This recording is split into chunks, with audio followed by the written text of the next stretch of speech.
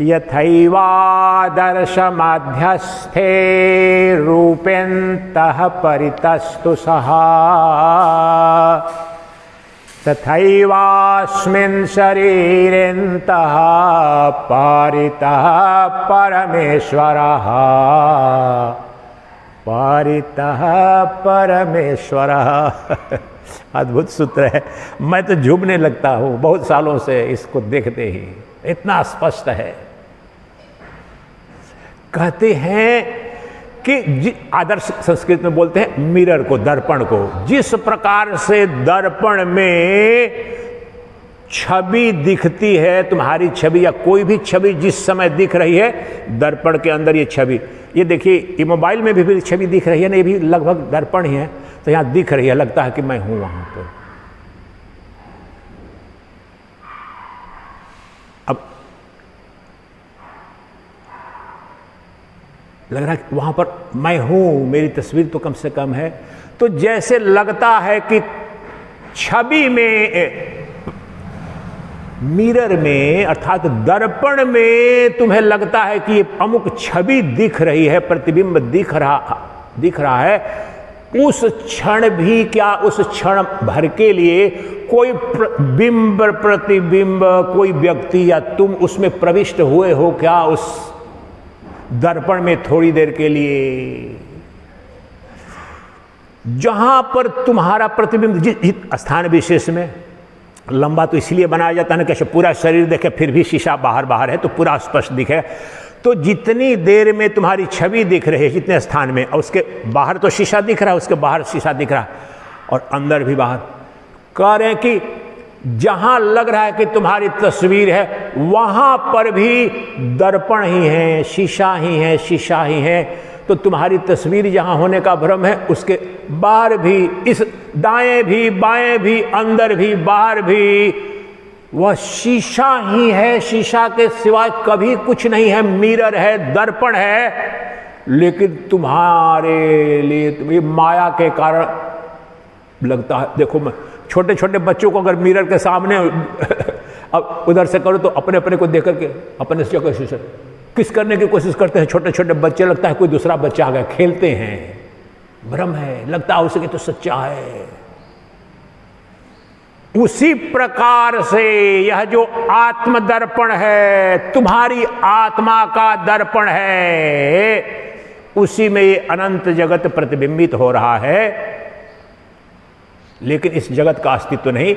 ये तत्व तो दक्षिणामूर्ति का पहला स्रोत है, लेकिन इससे मिलता जुलता है, इसलिए बता दिया कि तुम्हारी उस चैतन्य दर्पण में ही, दर्पण मूल है, दर्पण में ही दिखेगी तस्वीर, नहीं तो नहीं दिखेगी। तुम्हारी आत्मा वह दर्पण है जिसमें ये अनंत नाम रूपात्मक जगत प्रतिबिंबित हो रहा है। दर्पण को फोड़ दो, दर्पण को हटा दो तो कोई तस्वीर न दिखेगी। तो अपनी आत्मा को हटा दो, कुछ नहीं है, आत्मा से सब कुछ है। ये तो दूसरा तत्व है। लेकिन इस श्लोक का जो दूसरा भाग वह यह है कि जिस प्रकार से दर्पण में जो छवि दिखती है, प्रतिबिंब दिखता है, उस समय भी वहां पर प्रतिबिंब नाम की कोई सत्ता नहीं है, वहां शीशा ही है, शीशा ही है। उसी प्रकार से यहां बड़ी क्रांतिकारी ये देखो पंक्ति है, तुम्हारे शरीर के अंदर, तुम्हारे शरीर के बाहर, तुम्हारे शरीर के बीच में, दाएं बाएं, आगे पीछे, ऊपर नीचे, ब्रह्म आत्मा ही है, आत्मा ही है, आत्मा ही है। शरीर नामक वास्तव में कोई सत्ता ही नहीं है। जिस प्रकार के दर्पण में वहां बिंब प्रतिबिंब है नहीं, दर्पण ही है, उसी प्रकार से ये शरीर जिसे कह रहे हो अंग प्रत्यंग, किसी शरीर की कोई सत्ता नहीं है। इस क्षण भी ये शरीर और शरीरों का समूह, संसार, मुझ आत्म दर्पण में और मेरी आत्मा, इसलिए अंदर भी बाहर भी। कहां तक बाहर प्रभु? आनंद आश्रम तक, ऋषिकेश तक, उत्तराखंड तक, भारत तक नहीं। अखंड ब्रह्मांड, ब्रह्मांड अनंत, लेकिन मेरी सीमा नहीं। मैं निरतिशय बृहत ब्रह्म हूं। मैं ब्रह्म, मेरे ब्रह्म दर्पण में, मेरी आत्म दर्पण में अनंत सृष्टि अस्तित्व में आती है। मेरे दर्पण के नष्ट हो जाने से, हटा देने से सब नष्ट हो जाता है। मैं अधिष्ठान हूं। इसलिए यहां पर जो कह रहे हैं कि तुम्हारे शरीर में भी अभी भी माता देखो जो ये सहज भाव में ऐसे ऐसे कर रहे हैं ना आदमी, सब कर रहा है। ये जो संचालित करने वाली सत्ता ही आत्मा है। ये जो सहज भाव में मैं ऊपर कर रहा हूं, आप ऐसे कर रहे हो, अब वो पता नहीं है, लेकिन ये चेतन नहीं है तो ये बांध लूं, ऐसे बैठ जाऊं, ऐसे हो जाऊं, ये चेतन में ही, चेतन से ही हो रहा है। नहीं तो जड़ की सत्ता नहीं है। वह जो जड़ पत्थर है वहां पर आप बोलोगे कुछ भी गति कर पाएगा। चैतन्य सत्ता, आत्म सत्ता यहां पर परिपूर्णता में विद्यमान है। कभी बंद कर लिया, कभी ऐसे हो गया। इस चेतन ही शक्ति उसको आदेश दे रही है। चेतन प्रकाशित कर रहा है मन को। मन अपनी सीमित बुद्धि से अंग विशेष को कहता है ऐसे बैठो, ऐसे अच्छा, ऐसे ये क्रियमान है। साक्षात ब्रह्म का दर्शन इस क्रिया में करो, अभी और यहीं। तो क्या कहते हैं, तुम्हारे शरीर के, अब महत्वपूर्ण बात है कि हमारे अपने शरीर को तो हम जानते हैं महाराज, और इसके बारे में हाँ बिल्कुल, अरे महाराज बोलते हो ब्रह्म में है, सूर्य में है, यहाँ वहाँ, उसकी बात छोड़ो महाराज, हमारे शरीर के आसपास बताओ, शरीर को तो जानते हैं। तो यही तो कह रहे हैं कि तुम्हारा शरीर जिसे तुम मान रखे हो, इसके अंदर भी, बाहर भी, बीच में भी, ऊपर भी, नीचे भी, दाएं भी, बाएं भी, सर्वत्र आत्मा ही है। आत्मा के सिवाय एक क्षण के लिए शरीर नहीं है। शरीर प्रतिबिंब मात्र हो रहा है। जिस समय दर्पण में वो प्रतिबिंब दिख रहा था, तो उस दर्पण में सुई की नोक तक प्रवेश करने की कोई संभावना नहीं। सुई की नोक जा सकती है, टूट जाएगा पूरा दर्पण। उसी प्रकार से आत्मा, दर्पण की बात तो छोड़ो, दुनिया की कोई जितनी चट्टानों का भी 1000 गुना चट्टान है, उसमें जरा से भी कहीं कोई प्रवेश करने की क्षमता किसी की नहीं है। तो तुम्हारे शरीर ये प्रतिबिंबित हो रहा है, भ्रमात्मक है। शरीर की भी प्रत्येक अणु परमाणु, रोम रोम को और प्रत्येक इंद्रिय को जो चलायमान कर रहा है, वह कौन है? वह आत्मा है, अभी और यहीं। इसको स्पष्ट करने के लिए योग वशिष्ठ का एक बहुत ही सुंदर मेरा प्यारा श्लोक है, और करता हूं और स्पष्ट करेगा। राजकुमार रामचंद्र को कहते हैं महर्षि वशिष्ठ, अहो नु चित्रा मायेयं तात विश्व विमोहिनी सर्वांग, सारे अंग, सर्वांग प्रोतमप्यात्मा ययात्मान पश्यति, ययात्मान पश्यति। अद्भुत क्रांति मेरे जीवन में श्लोक का बहुत बड़ा स्थान रहा है। कहते हैं, हे रामचंद्र, हे तात, ये अहुन चित्रा, विचित्र, ये माया की विचित्र शक्ति देखो कि अहो चित्रा मायेयं तात विश्व विमोहिनी सर्वांग प्रोतमप्यात्मा ययात्मान पश्यति। इस माया रानी का की विचित्र लीला तो देखो। यद्यपि शरीर का अंग प्रत्यंग आत्मा से ही ओतप्रोत है, आत्मा ही है, नख से शिखा तक आत्मा व्याप्त है, परिपूरित है, फिर भी वह आत्मा दिख नहीं रही है। ये माया का खेल है। नख से शिखा तक, कोई बोले अच्छा महाराज बाल में भी, नख में भी, सब में, तुम्हारे इसी शरीर का every single cell of your body is illumined by nothing but consciousness। अब तो डीएनए साइंस और सारे वेस्टर्न बायोलॉजी साइंटिस्ट भी कहते हैं कि द सेल्स आर इंटेलिजेंट। इसलिए अब मेडिटेशन वगैरह के साइंटिफिक वैलिडेशन कर रहे हैं कि जो थॉट भेजते हो पॉजिटिव एनर्जी का, कि शांत हो जा, शांत हो जा, मैं प्रसन्न हूं, तो जो सेल्स हैं वो सारी मैसेज सारे बॉडी में जाती है। वह मैसेज कौन भेज रहा है? वह चैतन्य तत्व है। ये उंगली किसने आदेश दिया? और कितना billionth part of A nano second में घट रहा है। चैतन्य के वो तो निष्काम भाव से पड़ा, मन ने आदेश किया, उसके पास सत्ता प्रकाशित है, एक क्षण में उठा दिया। बोतल को उठाओ, लो। अब मन में आया कि चलो बता रहे हो पानी पी लो, किसने बताया? मन को स्मृति आई, थोड़े दिन पहले पीना चाहते थे, बोले कि इस अर्थ को बता लो, पीओ। तो तत्काल स्मृति पड़ी हुई है, चेतन में पड़ी हुई है, और फिर मन ने निर्णय लिया, हाँ ठीक, उठाओ। ये सब क्रिया चेतन में हो रही है, अभी परमात्मा में हो रही है। नहीं तो सत्ता 10 मिनट पहले लगा था कि खराश आ रही है, ले लो, बोले कभी इस श्लोक का हिंदी पहले बताओ। अब इस वक्त आया तो बुद्धि ने किस तत्काल बताया, वो पड़ा हुआ है, पी लो, अभी पी लो, थोड़ा सा उठा लो। अब आदेश फिर बुद्धि ने लिया, फिर उठ गया क्या, हाथ को आदेश देना पड़ा और प्रकाश वहां पर गया। और ये सब चेतन में हो रहा है, चेतन की अनुपस्थिति में कुछ संभव नहीं है।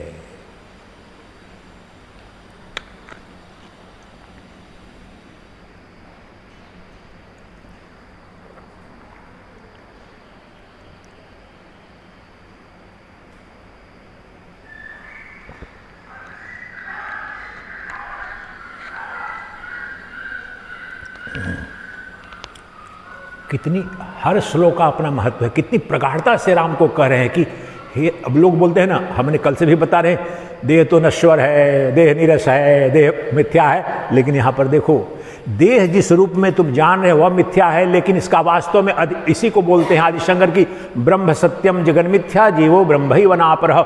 देह पंचभूत के रूप में सत्य है, लेकिन पंचभूतों का प्रकाशक आत्मा यही अभी वही अधिष्ठान है, वही प्रतिबिंबित हो रहा है। हार मिथ्या है, कंगन मिथ्या है, अंगूठी मिथ्या है, तो आएगा कोई, अरे बाबा आपके पास हार है, वो दे गई थी माता कोई आपको दक्षिणा में, वो हार अंगूठी सब मुझे दे दो। मूर्ख, मैंने कहा हार मिथ्या है, अंगूठी मिथ्या है, सिकड़ी मिथ्या है, लेकिन सोना सत्य है, मैं सोना रखूंगा, मुझे धन चाहिए।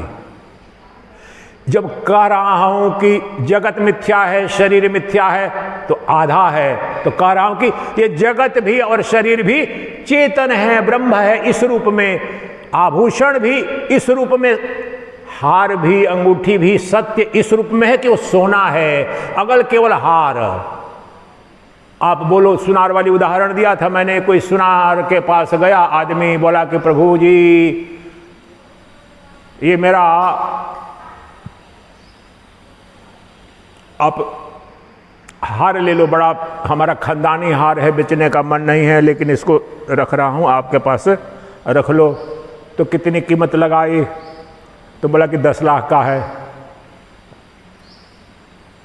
तो बोला कि अरे देखो हमारे खानदानी हार है, कुछ ऐसा करो, अब सोने की कीमत उतना लगा रहे हो, लेकिन मेरा खानदानी, मैं बड़ा सेठ हूँ, ये करके थोड़ी कीमत इसको बढ़ाओ ना, हार है ना, देखो कितना सुंदर बना है। तो उसने बोला ऐसा करो प्रभु, बिल्कुल आपकी ठीक बात है, मुझे हार नहीं चाहिए, आप मुझे सोना दे दो, सोने की कीमत देता हूँ, हार आप ले जाओ। हार ले जा पाएगा?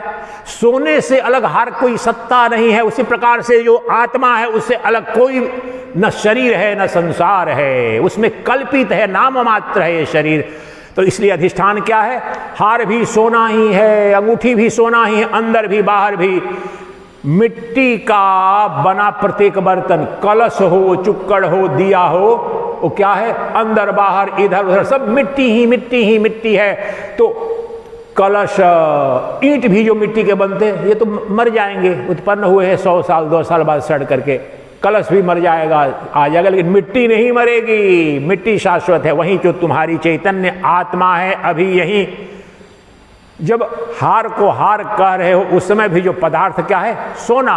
इसलिए शरीर को भी जो शरीर या जीव कह रहे हो, जो तत्व जो चैतन्य है, जो आत्मा है, वह तत्व तो है, वह रहेगा, उसका जन्म नहीं, उसकी मृत्यु नहीं, अभी और यहीं तुम यह बोध करो।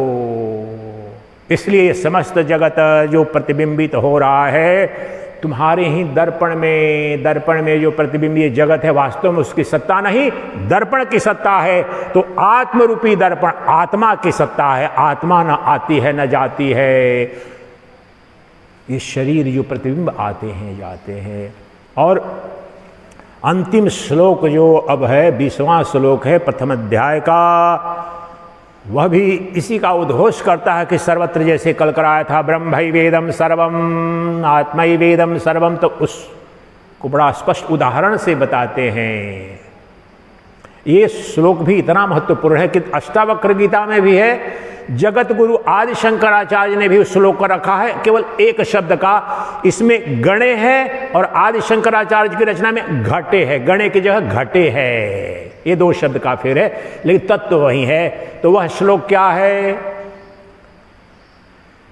एकं सर्वगतं व्योमा बहिरंतर यथा घटे नित्यं निरंतरं ब्रह्म सर्वभूतगणे तथा सर्वभूतगणे तथा। जिस प्रकार से एक ही व्योम, व्योम अर्थात आकाश, ईथर, फिजिसिस्ट उसे ईथर कहते हैं आम भाषा में, स्पेस बोलो स्काई बोलो, लेकिन ईथर इज मैटर। तो जिस प्रकार से आकाश तत्व यहां भी वहां भी इधर भी उधर भी सभी वस्तुओं में नित्य रूप से व्याप्त है, एकम सर्वगतम व्योमा बहिरंतर यथा घटे। ब्रह्मांड के जितने तत्व हैं, जितने पदार्थ हैं, जितने जीव हैं, जितनी वस्तुएं हैं, सबके अंदर और बाहर एक ही घट है। हम बोलेंगे क्रिश्चियन का घट, मुस्लिम का घट, स्पेस की बात बोल रहा हूं। ये तो घट है और घटाकाश, ये तो मुस्लिम का आकाश, ये हिंदू का आकाश, ये बोतल का आकाश, ये मंदिर का आकाश। ये भ्रम के कारण मन को ऐसा दिख रहा है। आकाश एक है, उसे नहीं बांटा जा सकता। सभी वस्तुओं, सभी पदार्थों के अंदर एक ही आकाश, सबके अंदर भी बाहर जिस प्रकार से है, उसी प्रकार से एक ही आत्मा, एक चैतन्य सत्ता ही ब्रह्मांड के सभी पदार्थों में, सभी घटों में एक ही आत्मा विद्यमान है।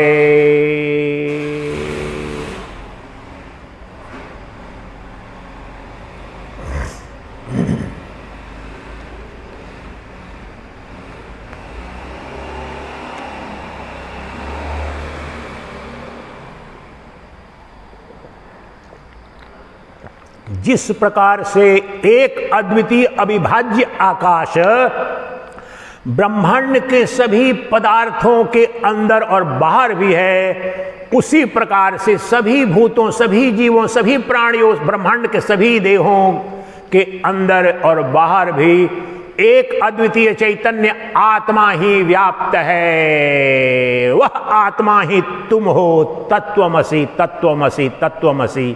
और आज का जो पहला श्लोक क्या बोला था?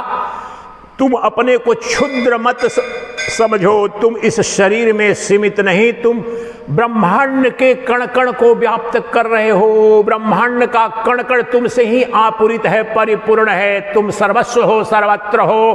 और यहां भी देखिए वही तत्व कह रहे हैं कि उदाहरण के माध्यम से कि जिस प्रकार से एक अनंत अविभाज्य अखंड अद्वितीय आकाश ब्रह्मांड के सभी पदार्थों के अंदर भी और बाहर भी है, उसी प्रकार से एक चेतन शक्ति, चैतन्य शक्ति, आत्म शक्ति, जिसे प्रज्ञान घन भी बोलते हैं, शुद्ध बोध भी बोलते हैं, प्योर कॉन्शियसनेस बोलते हैं, प्योर अवेयरनेस बोलते हैं, वह तत्व ही ब्रह्मांड के प्रत्येक पदार्थ के अंदर, प्रत्येक वस्तु के अंदर, प्रत्येक शरीर के अंदर भी और बाहर भी वही एकमात्र सत्य है। वह चेतन तत्व है, वह तुम्हारी आत्मा है, वही सबकी आत्मा है। इसलिए वह जो चैतन्य है, जो आत्मा है, वह एक है, अद्वितीय है, अखंड है, अविभाज्य है। लेकिन कलश, जितने कलश होंगे उसमें कलश के अंदर खाली जो स्पेस है, बोलो घटाकाश उसको बोलते हो। ये अनंत महाकाश है, इन्फिनिट स्पेस। अब ये मठाकाश, ये मंदिर के अंदर का आकाश जो मठाकाश हो गया। लेकिन वास्तव में यह जो आकाश है कभी विभाजित हुआ है क्या? ये बोतल है, बोतल के अंदर का आकाश और बाहर का आकाश आपको लग रहा है भ्रम के कारण, उपाधि भेद के कारण यह द्वैत, ये खंडित सा प्रतीत हो रहा है। वास्तव में अंदर का आकाश, बाहर का आकाश, यहाँ का आकाश, सूर्य, सर्वत्र वह अविभाज्य तत्व है आकाश। उसी प्रकार से जो तुम्हारी आत्मा है वह एक अद्वितीय चैतन्य सत्ता, शाश्वत पदार्थ है, नित्य तत्व है। एकमात्र सद्वस्तु है, जिसके संदर्भ में आदिशंकर ने कहा ब्रह्म सत्यम जगन मिथ्या जीवो ब्रह्मैव नापरः। उनका कहने का तात्पर्य यही है कि सब पदार्थों जो अनंत नाम रूप के पशु है, पक्षी है, जितनी प्रजातियां हैं, सूर्य है, चंद्र है, पुरुष है, नारी है, बालक, जो कुछ भी है, जड़ है, चेतन है, चर है, अचर, सभी शरीरों के अंदर और बाहर, सभी रूपों के अंदर और बाहर एक चेतन आत्मा, एक अद्वितीय प्रज्ञान तत्व ही सद्वस्तु है, तत्व है।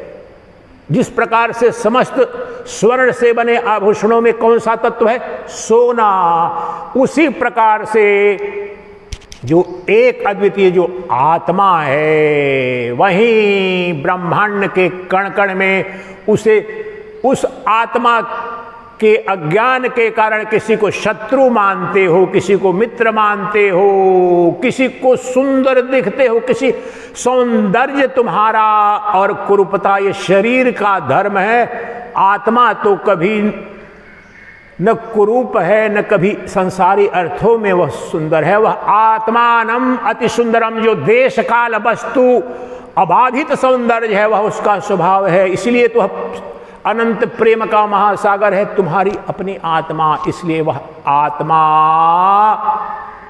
सर्वत्र व्याप्त है। इसलिए आत्मैवेदम सर्वम ब्रह्मैवेदम सर्वम। इसलिए अब तुम सर्वत्र ब्रह्म का दर्शन करो। यही तो ब्रह्मनिष्ठा, यही तो ब्रह्म ज्ञान, यही तो आत्म साक्षात्कार है।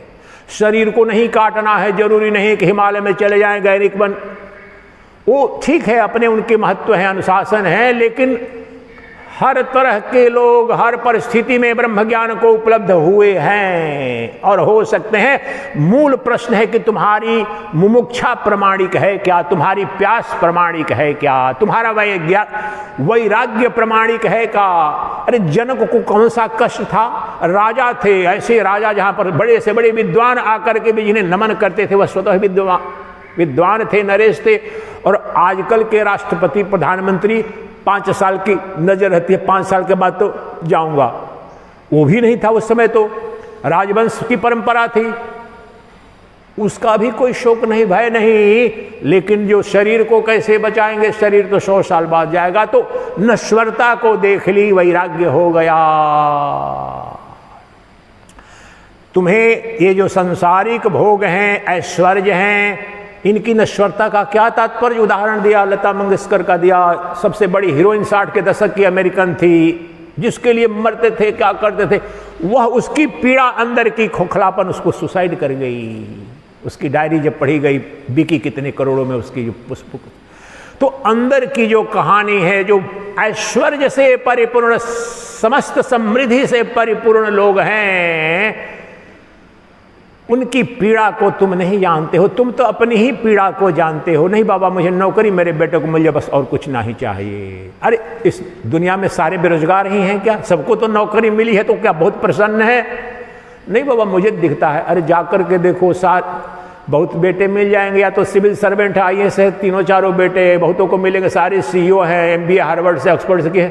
उनकी गति जाकर देखो, उनकी क्या समस्या है, जरा पूछोगे तब तो। अब ऊपर से तुमने मान लिया है कि चलो मर्सिडीज में, BMW में गाड़ी में जा रहा है, कितना बड़ा मकान है। अरे अंदर में उसके जीवन में क्या है तुम्हें कैसे पता है? तो युग युग से हमारे ऋषियों, हम सन्यासी जब बने तब से लोग अपनी समस्या व्यक्तिगत भी आकर के, अनुमति नहीं है मुझे परमहंस सन्यासी को किसी की व्यक्तिगत समस्या, इसलिए तो मौन रहता हूं। लेकिन कभी कोई आ भी जाता है तो इसलिए सुन लेता हूं कि इससे पता चलता है कि संसार, अब फिर वैराग्य होता है कि देखो दुनिया में कितना दुख है, कितना कष्ट है। तुम सोचते हो अच्छा भिक्षा मांगने जा रहा हूं, रोटी पकाने, पता नहीं वहां पर भी बना होगा नहीं बना होगा, भीड़ होगी, यहाँ होगी। कल शाम की बात, कल शाम में थोड़ा पहले गया तो बहुत भीड़ थी, उधर चला गया, टहलने गया, नहीं आऊँगा, सब चल। अब उसकी भी, लेकिन उससे दुख नहीं हुआ, नहीं खाऊंगा यहीं पर।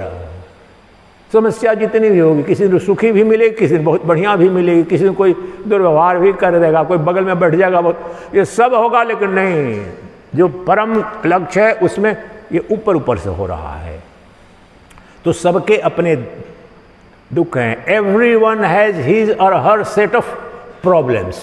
दुनिया में कोई मुक्त नहीं है। मुक्त कौन है? आत्मज्ञानी, जिसको आत्मबोध हो गया, जिसने अपने को चेतन जान लिया, आत्मा जान लिया, वह देश काल वस्तु अपरिच्छिन्न आनंद को प्राप्त हो गया। न देश से, ऐसा नहीं कि हाँ आनंदोत्सव आश्रम में महाराज जी प्रवचन कर रहे हैं तब तक तो रहेगा, हिमाचल जाएगा, गोवा जाएगा, दिल्ली जाएगा तो क्या होगा? नहीं, वह चेतन सर्वत्र है और सर्वस्व है। उससे बाहर कुछ नहीं है। अपने चेतन को जान लो, अपने चेतन में प्रतिष्ठित हो जाओ और अपने अंदर और अपने बाहर। कल भी दोनों विधियों से कराया था कि कल विधि से तो साक्षात कराया था ना आपको कि जो दृश्य दिख रहा है, मेरी हथेली जो दिख रही है, इसका प्रकाशक कौन? भौतिक प्रकाश, ट्यूबलाइट का प्रकाश। ट्यूबलाइट का प्रकाश कौन प्रकाशित कर रहा है? नेत्र प्रकाश। नेत्र प्रकाश को कौन प्रकाशित कर रहा है? मनोप्रकाश। और मनोप्रकाश अगर नहीं करे प्रकाशित तो किसी की सत्ता है इसमें प्रकाशित होने की? बिल्कुल नहीं। जो मूल प्रकाश है वो मेरा चैतन्य प्रकाश है, तो वह सबसे ऊपर है। दर्शन अगर भौतिक जगत में करना है तो, लेकिन दृश्य के रूप में नहीं दिख रहा। फिर भी दृश्य के रूप में तो मेरी आंख देख रही, तो आंख इधर है, लेकिन मेरी ये अपने नेत्र प्रकाश को तुम देख रहे हो, वास्तव में वह भी नहीं दिख रहा है, लेकिन नेत्र प्रकाश तो है, तभी तो देख रहा हूँ। ये माता जी हैं, वो फलाने हैं, वो फलाने हैं, ये मूर्ति है। नेत्र देखो भौतिक बात यहाँ पर हो रही है, बायोलॉजी के भी, लेकिन अच्छा मुझे प्रकाश नहीं, मुझे तो ये भौतिक प्रकाश तो दिख रहा है। भौतिक प्रकाश तक दिखेगा, हाँ ट्यूबलाइट है, वह भी वास्तव में ट्यूब वहाँ पर है इसलिए दिख रहा है। आम तौर पर ये बंद रहता तो यहाँ पर भी सूरज का प्रकाश है, मानते नहीं, लेकिन ये सूरज प्रकाश है। तो वह जो चैतन्य प्रकाश है सबसे ऊपर है, लेकिन भौतिक प्रकाश के रूप में नहीं। वह मैं हूं, इन सबको देखने वाला कौन? वह प्रकाश मैं हूं, जिसके न रहने से ये सारे प्रकाश रहते हुए भी मृत हैं, अस्तित्वहीन हैं। तो सबका प्रकाशक मैं, मेरा जो चैतन्य आत्मा है, चेतन प्रकाश है, मेरी अनुपस्थिति में सब कुछ नष्ट हो गया, सृष्टि नष्ट हो गई। मेरी उपस्थिति से ही ये अनंत जगत उत्पन्न होते हैं, स्थित रहते हैं, लय हो जाते हैं। प्रतिदिन उस उत्पत्ति, सृष्टि और लय हो रहा है। 3 अवस्थाएं हैं। जागृत अवस्था, उत्पत्ति हो गई, सुबह जग गए, दिन भर काम किया, जागृत अवस्था, शाम में गए, सोने की कोशिश की, थोड़ी देर डिस्टर्बेंस रहा तो ड्रीम देखा, थोड़ी सी स्थिति उसकी भी रही, इसकी भी स्थिति रही, जागृत अवस्था की भी। सृष्टि सुबह में हुई, ये स्थिति बनी हुई है, इसकी थोड़ी थोड़ी स्थिति सेमी स्टेट, ड्रीम स्टेट में भी रहेगा, लेकिन गहन निद्रा में लय हो गई सारी सृष्टि। उदाहरण कितने दिया मैंने कि भयंकर से भयंकर तुम्हारे परिवार में दुर्घटना हुई, मर गया प्रियतम, मर गया, जो कुछ भी हो गया, दुर्घटना हो गई, सब छूट गया, फिर भी गहरी निद्रा तो आती है, उस वक्त तो सब वो भी भूल जाता है। लेकिन जिसको गहरी निद्रा आई और जो सोया, उसको देखने वाला कभी नहीं सोया। मैं कब सोया बताओ तो? मैं तो कभी सोया नहीं, मैं नित्य जागृत तत्व हूं। मैं सुषुप्ति को भी देखता हूं, अनुभव करता हूं, उसका दृष्टा हूं, जागृत का भी दृष्टा हूं, स्वप्न जगत का भी मैं ही प्रकाशक हूं, मैं ही देखता हूं। केवल एक उदाहरण जो उसमें दिया उसको और एक बात स्पष्ट करूंगा। जब बोला, मैंने उदाहरण दिया कि यथैवादर्श मध्यस्थे रूपेन्तः परितस्तु सह तथैवास्मिन् शरीरेन्तः पारितः परितस्त। 19वां श्लोक जो था कि प्रतिबिंब के अंदर,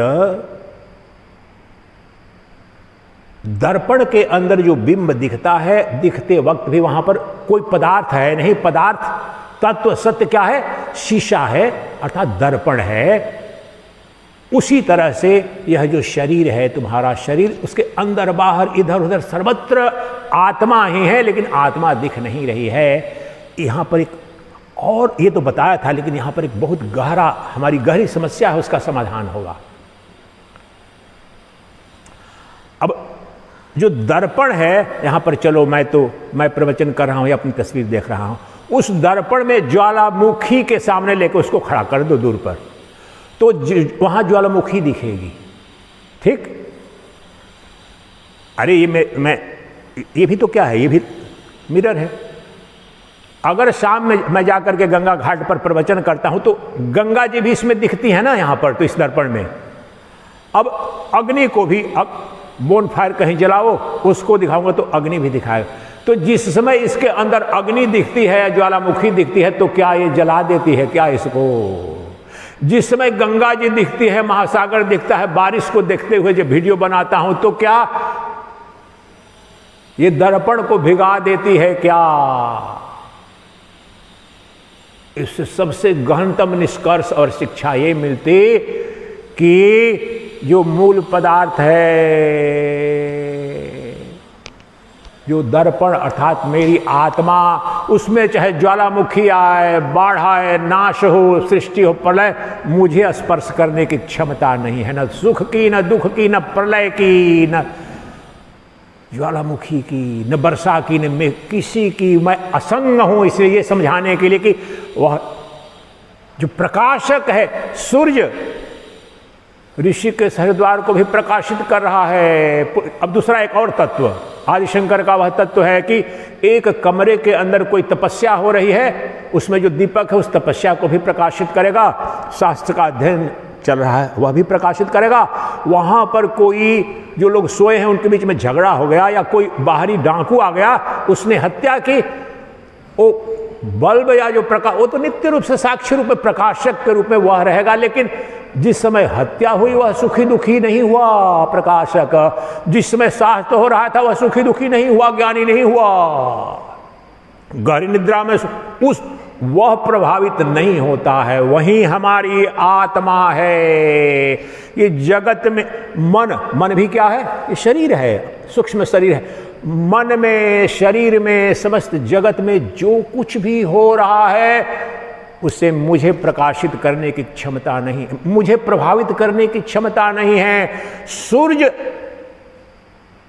अमेरिका पर पड़ रहा है, यूरोप पर पड़ रहा है, क्रिश्चियन देश पर पड़ रहा है, क्रिश्चियन घर में पड़ रहा है, मुस्लिम घर पर पड़ रहा है, आतंकवादी के घर को भी प्रकाशित कर रहा है, सत्यवादी के घर को भी, सतकर्मी के भी कर्म को प्रकाशित सूर्य करता है। तो सतकर्मी के प्रकाशित करते वक्त सूर्य यह नहीं सोचता है कि ऐसा ही सतकर्म कर रहा है, मैं प्रसन्न हूं। न दुष्कर्मी कोई दुष्कर्म करता है तो क्या तात्पर्य?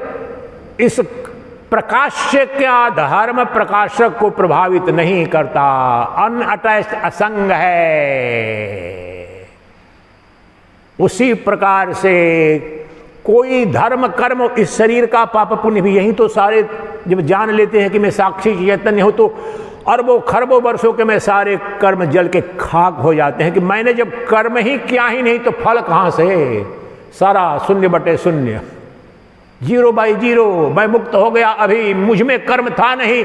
जितना कर्म हुआ अज्ञान में, शरीर का, मन का कर्म था, सूक्ष्म शरीर का, और मैं तो उसका प्रकाशक हूं, मैं उसका साक्षी हूं, नित्य दृष्टा हूं। मुझे कभी स्पर्श किया? अग्नि ने कभी दर्पण को जलाया? पानी ने क्या दर्पण को भिगोया? उसकी जो तस्वीर है, कभी नहीं।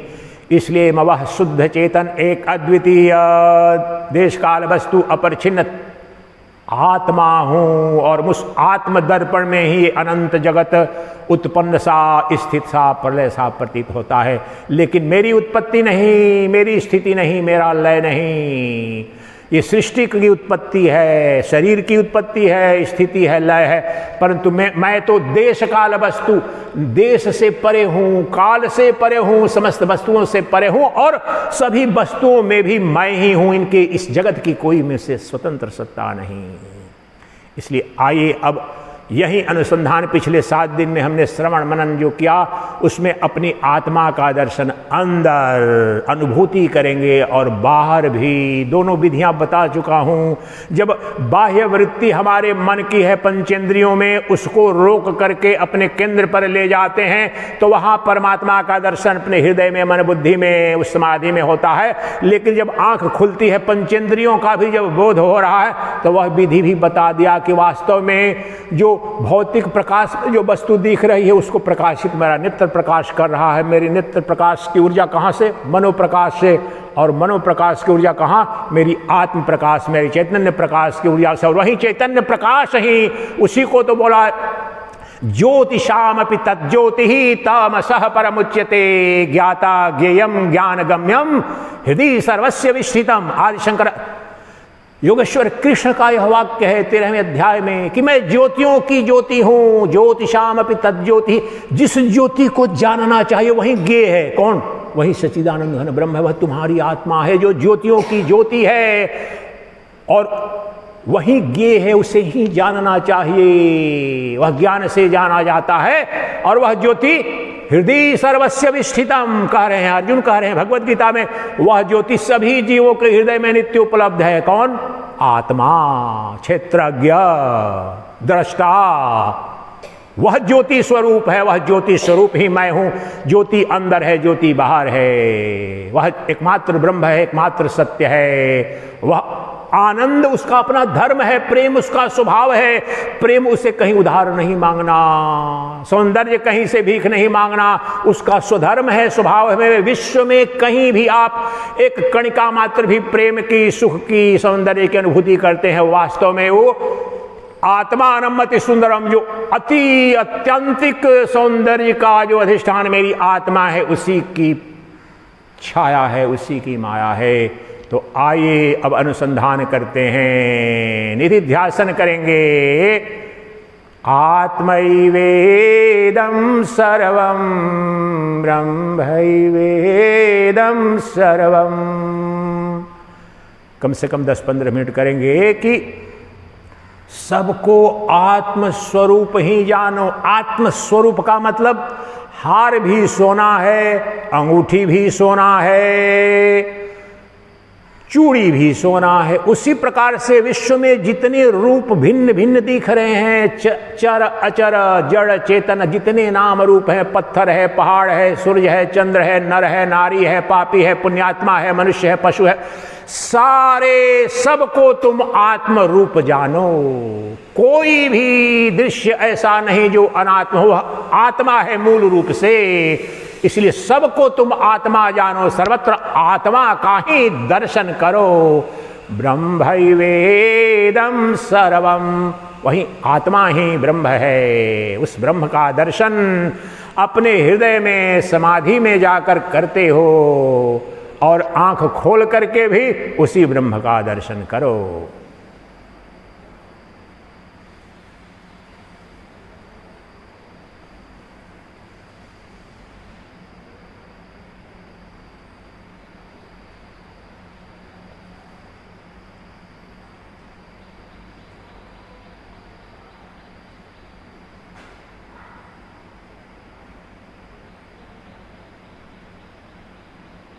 चिदानन्दरूपः शिवोऽहं शिवोऽहं। वहीं चैतन्य ज्योति जो आनंद स्वरूप है, वहीं शिव हूँ। चैतन्य आनंद स्वरूप शाश्वत शिव हूँ, इस पर ध्यान करो। शिव हूँ, शिव हूँ, सोहम शिवोहम।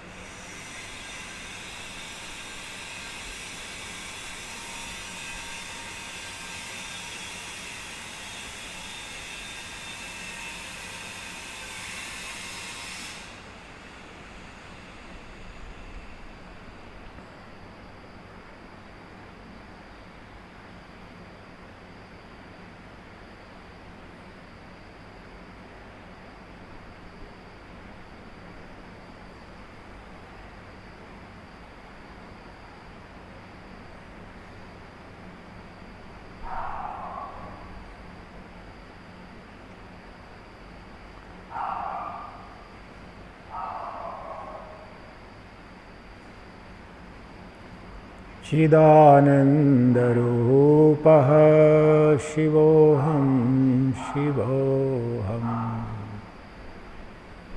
वह चिदानंद स्वरूप शिव मैं ही हूँ। वह ज्योतियों की जो ज्योति है, जो नित्य मेरे हृदय में मन बुद्धि में विद्यमान है, वही आनंद स्वरूप है, वही चिदानंद है, वही शिव है, शाश्वत सत्य है, वही मंगल मूर्ति है।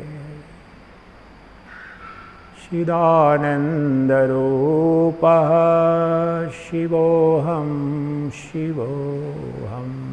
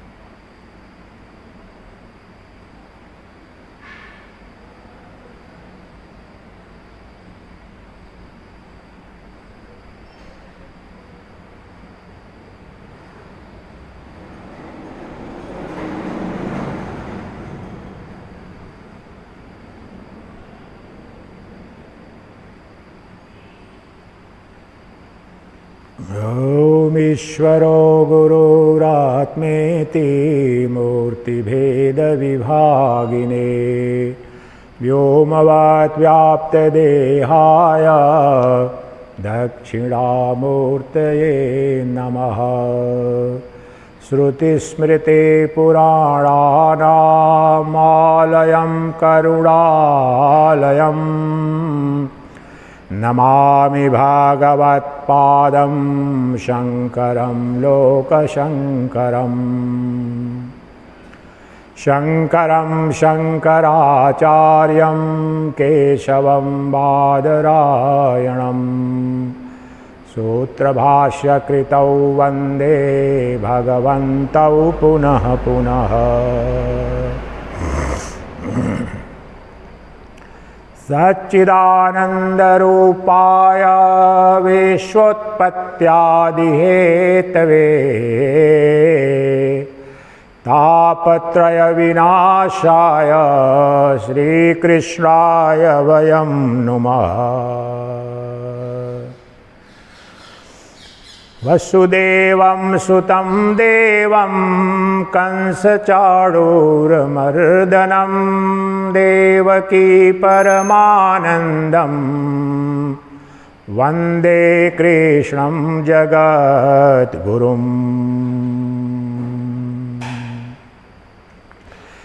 श्रीहरिं परमानन्दम् उपदेष्टारमीश्वरम् व्यापकं सर्वलोकानां कारणं तं नमाम्यहम्। नमोस्तवन्नन्ताय सहस्रमूर्तये सहस्रपादाक्षिशिरोरुबाहवे सहस्रनाम्ने पुरुषाय शाश्वते सहस्रकोटि युगधारिणे नमः।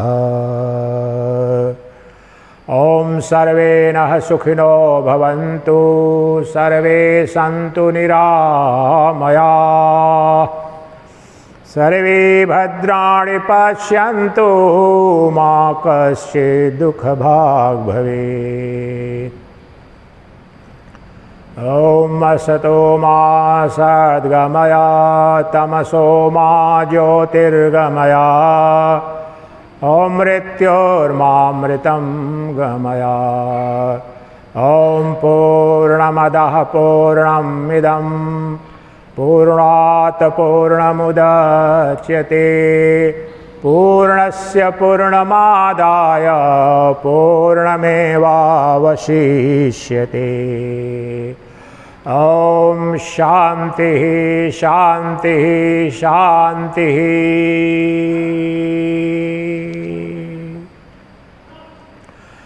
श्रीराम जय जय राम।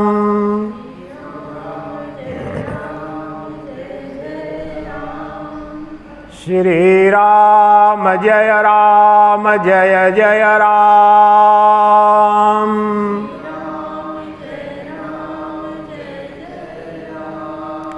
श्रीराम जय जय राम।